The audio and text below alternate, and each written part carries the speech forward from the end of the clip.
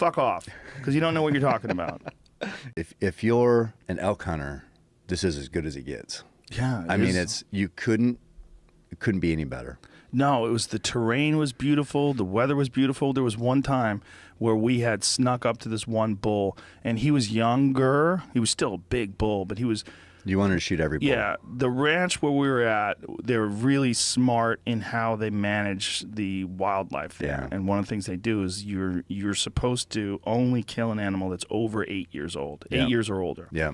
So that way, they've had many, many, many years to breed. Mm-hmm. They're really like, they're in the later years of their life. Like, how long does an elk live in the wild, if it's lucky? They thought that the bull I killed last year was 15. Whoa. But that's rare. That's crazy. I mean, old. a 10-year-old bull was old. Yeah. Old. So they figured at 8, then it starts going downhill. So it's been past its prime. That's past its prime, and that's past its breeding prime. So that's when you want to take it out. Yeah, Colton said that mine was between 8.5 and 9.5. Mm-hmm. Like, he didn't. They're trying to get specific, and Yeah. I guess they have to take the jaw and send it to a biologist. Yeah, teeth wear and things like that. Yeah. So the estimate was 8.5 to 9.5 years old. That's an old bull. It's an old bull. But yeah, it was a tank. For people that don't know, at one point in time, elk were essentially all over the United States. Mm-hmm. But then Europeans came, and then market hunting came, and of course we had rifles, and it's not we didn't do it. I wasn't there. People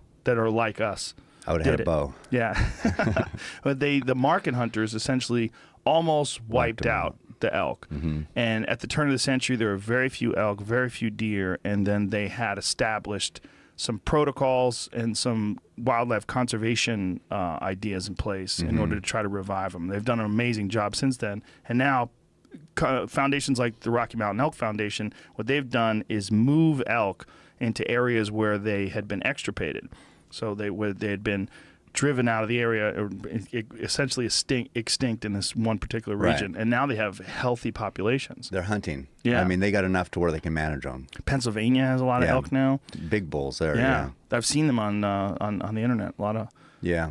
No, and it's we talk about this every time about hunters and conservation and the Rocky Mountain Elk Foundation, but those are the groups that have fought to protect elk and elk habitat, and that's why they're doing so well. But so I think, in fact, here's a gratuitous crotch shot. Can you see that? Oh, that's a Rocky Mountain Elk Foundation belt buckle. buckle. Step back a little bit so people can see the glory that is your belt buckle.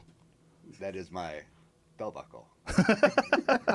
Yeah, so that they've done an amazing job. Yeah. And then obviously there's companies that have, or other foundations that have done an amazing job for waterfowl, protecting wetlands. Ducks Unlimited, yeah. And then for whitetails, I mean, there's more whitetail deer in America today than there were when Columbus came. That's what most people hunt is whitetail too, because they're in eastern, southern U.S., where elk are mostly out west, but they are, moving back east again. But yeah, most hunters are whitetail hunters, and that animal's doing amazing. Yeah, I mean, so amazing so that they actually have to hire people to kill them in some places where they get too close to urban environments and they have a ton of car accidents. There's some states, and God, I wish I could, I don't know every state in the bag limits, but I'm thinking Alabama or somewhere down in there where you can kill a deer a day. As many as you want. There's no predators, there's no winter, so these animals aren't dying on their own. So, I mean, we just don't have unlimited habitat because humans take up space. So down there, the bag limit is a deer a day. Wow. And I don't know if it's Alabama, so don't quote me on that. But it's one of those states. Yeah. I think they have something like that similar in some parts of Pennsylvania and New Jersey, where they're in these suburban areas. I was watching a television show about it. I think it was one of those reality shows where they had hired people to come in, bow hunters, to hunt in suburban neighborhoods. Yeah. I've seen something about that too. Shooting off back porches. And Yeah. Well, I saw an episode of a hunting show the other day where T-Bone was doing that. T-Bone Turner was shooting. I love T-Bone. He's a great guy. Yeah, he was shooting deer in this backyard in between an above-ground swimming pool and a swing set. He shot a deer.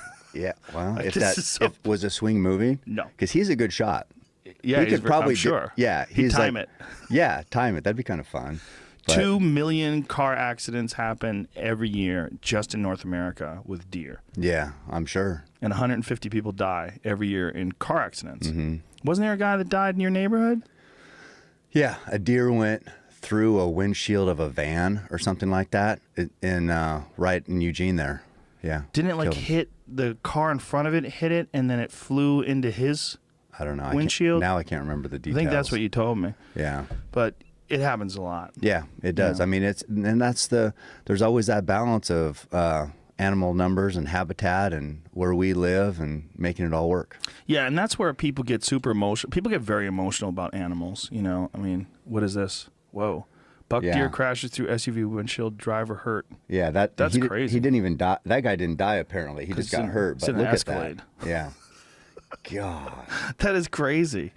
No, and there's the other thing that people love to say, you know, that meat is terrible for you and you're going to get cancer and heart attacks and diabetes. People who keep repeating that, stop saying it because it's not true.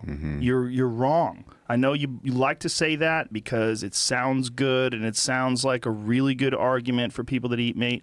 It's absolutely untrue. And if you go back and look at the real studies, the only thing that they've shown is there's a connection between cancer and processed food.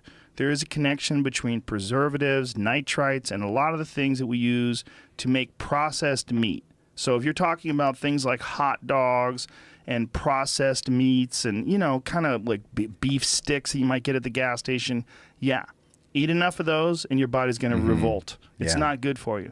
But wild game meat is some of the most nutritious and healthy things that you can put in your body. Yeah. And that's just a fact. And so people that keep putting these comments on Cam Haynes' Instagram page and occasionally on mine and all these different, they always want to say this, you're going to get cancer, good luck with your heart attack. It's not true. Yeah. And every study that has shown that it is true is bullshit. They've all been debunked by actual science. If you look at the real people that are putting together these documentaries that show that meat causes diabetes, they are fools. And it's not true. It's been widely debunked. What they are is proselytizing vegans. They're vegans who want everyone to become vegan, so they're distorting truth and making documentaries that have no basis in actual reality and science.